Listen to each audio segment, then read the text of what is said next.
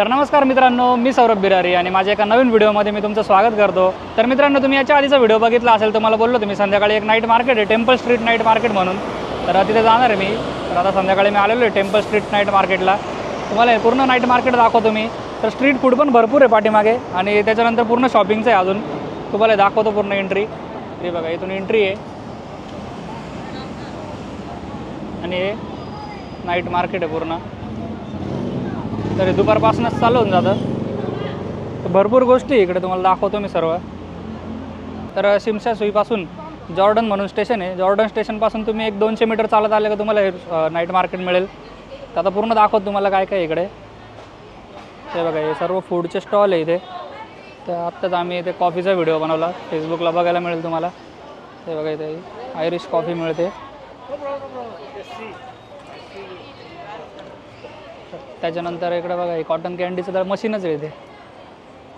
हे बघा, पूर्ण कॉटन कॅन्डीचं मशीन आहे।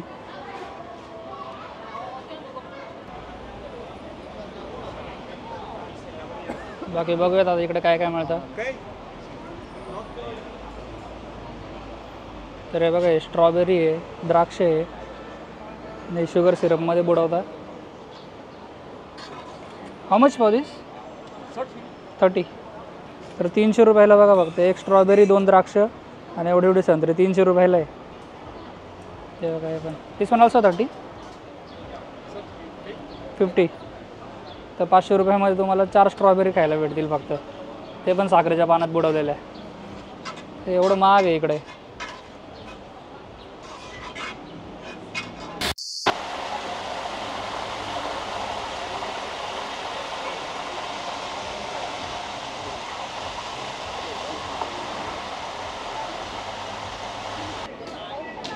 असे भरपूर शॉप्स आहे इथे।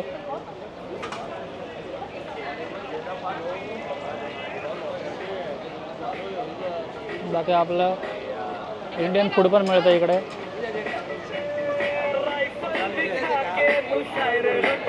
समोसा वगैरे। बाकी इकडे फ्रूट ज्यूस भरपूर चालतात, सगळे फ्रूटचा ज्यूस मिळेल इथे।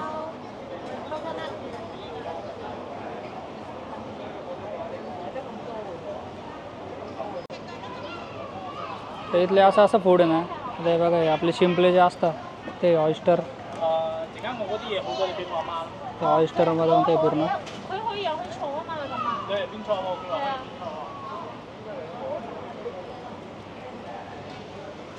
तर स्ट्रीट फूड आहे पण खूप महाग आहे, सगळे $20 $30 अशी सुरुवात आहे सगळ्या स्ट्रीट फूडची। म्हणजे इकडचे स्ट्रीट फूडवाले जोरात कमवतात एकदम, कारण की 200 रुपयापासून पुढे स्ट्रीट फूड इकडे मिळतं। आणि काही काही गोष्टी तर अशा आपण त्या खाऊ पण नाही शकत, एवढं काय काय बनवतात ते। आता पाठीमागे ऑक्टोपस बनवत होते, त्याच्यानंतर काही काही गोष्टी तर कळत पण नाही ते काय। आता हे बघा, समोर बघा तेवढं काय काय, त्याच्यातलं काही काही समजतं आहे फक्त। हे शिमला मिरची, एक प्रकारचे भजेचे, थोड्या वेगळ्या पद्धतीचे। बाकी असंच आहे पूर्ण। आणि तिकडे जाऊन आता सगळं शॉपिंगचं आहे तिथून पुढे, ते बघू आपण। तर आता इथून पुढे सुरू होतो पूर्ण शॉपिंगसाठी। तर हाँगकाँगमधलं सर्वात मोठं मार्केट आहे शॉपिंगला। तुम्हाला तेच बघायला मिळेल, सगळे ड्रेस वगैरे, शर्ट वगैरे, त्याच्यानंतर सुवेनियर सर्व। तर शॉपिंगला तुम्हाला हे सर्व बघायला मिळेल। ते फ्रीज मॅग्नेट आहे, ते भरपूर फ्रीज मॅग्नेट आहे। बाकी सगळीकडे सेमच असतं शॉपिंगचं। हे बघा, नॉर्मल बॅग्स वगैरे, सगळ्या डुप्लिकेट बॅग आहे। हे मिनियन्स,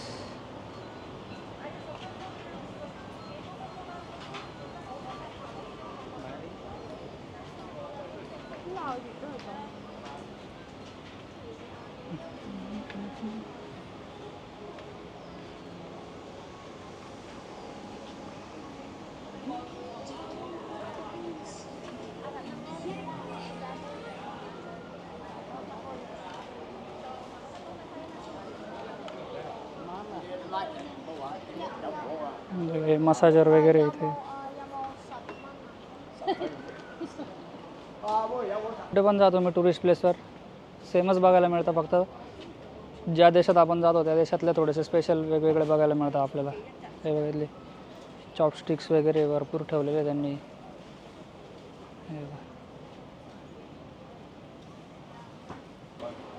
हे बघा इकडं सर्व किचन वगैरे मिळतील.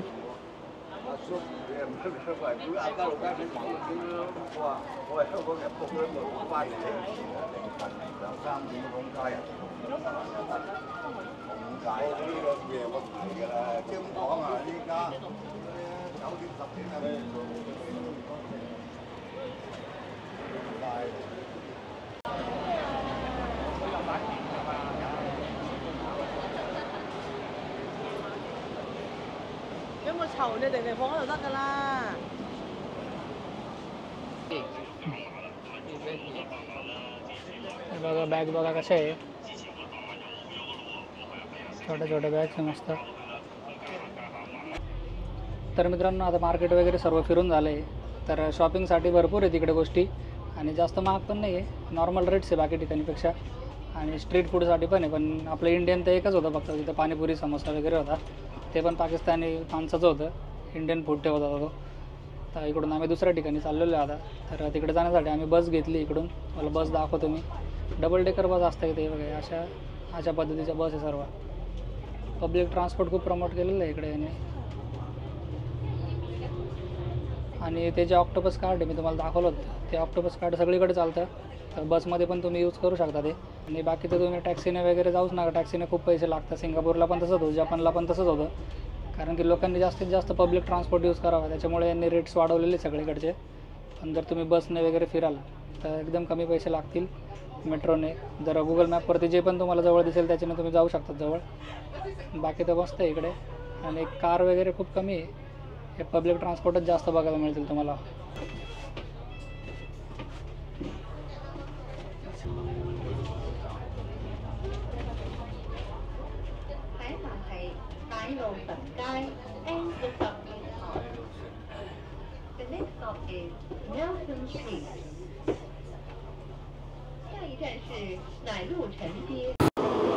तर बघा इकडे आलेलो आहे आम्ही, तर रेस्टॉरंट आहे तुम्हाला दाखवतो मी.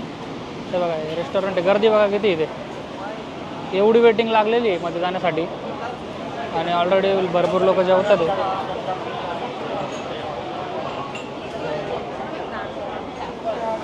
फुल गर्दी. इथलं ऑथेंटिक फूड मिळतं इकडे, तुम्हाला मी दाखवतो. इकडे मेकिंग सुरू आहे.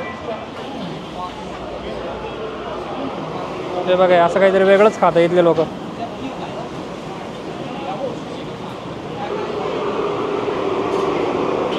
मेकिंग चालू आहे.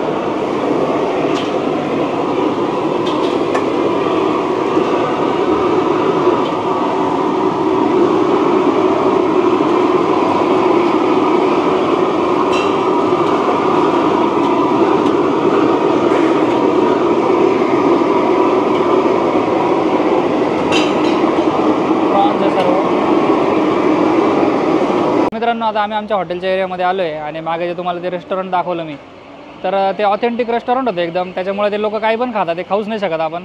त्याच्यामुळे आता आमच्या हॉटेलच्या एरियामध्ये आलो आहे आणि सकाळीच आम्ही इंडियन फूड खाल्लो, त्याच्यामुळे जास्त भूक पण नाही आहे, कारण की संध्याकाळी आम्ही मॅकडीचा बर्गर पण खाल्ला.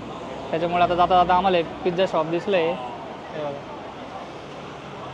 तर इकडे हे असे मोठे मोठे पिझ्झा मिळतात, तर याची स्लाईस आपण विकत घेऊ शकतो. हे असे पिझ्झा आहे वेगवेगळे. तर चिकन पिझ्झाची आपण स्लाईस ऑर्डर केलेली आहे, तर $35 आहे, म्हणजे ₹350 एक स्लाईस आहे.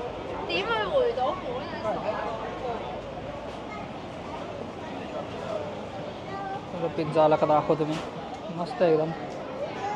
तर मित्रांनो मस्त एवढी मोठी पिझ्झा स्लाईस आहे, तुम्ही बघू शकता, चेहऱ्यापेक्षा मोठी आहे, त्याच्यानेच पोट भरून जाईल एवढी खाऊन. आता मस्त मी पिझ्झा वगैरे खातो, मला सांगतो कसा आहे.